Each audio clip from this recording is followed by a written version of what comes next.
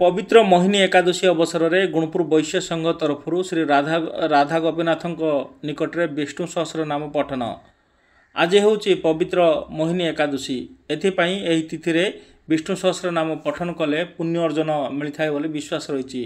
एथिपाई रायगढ़ जिला गुंडीचा गुणपुर श्री गुंडीचा मंदिर प्रतिष्ठा उत्सव पर प्रथम करी आज हूँ पवित्र मोहिनी एकादशी पालन करा जाउछि। एथिपाई वैश्य संघ तरफ समस्त व्रतधारी महिला माने श्री राधा गोपीनाथ निकट में विष्णु सहस्र नाम पठन करने सह श्री ललिता सहस्र नाम एवं भागवत कथा अमृत मध्य पारायण करते। यही समय वैश्य संघर शताधिक महिला भक्त एवं पुरुष भक्त माने उपस्थित रही एवं श्री राधा गोपीनाथ को दर्शन करने सह मनस्कामना पूर्ण होता है। एवं पवित्र मोहिनी एकादशी रे एठारे पूजार्चना कले समस्त मनस्कामना पूर्ण होता है विश्वास रही। एथिपाई प्रथम करी मंदिर प्रतिष्ठा उत्सव परे परे मोहिनी एकादशी पालन करथिले एही महिला एवं पुरुष भक्त माने।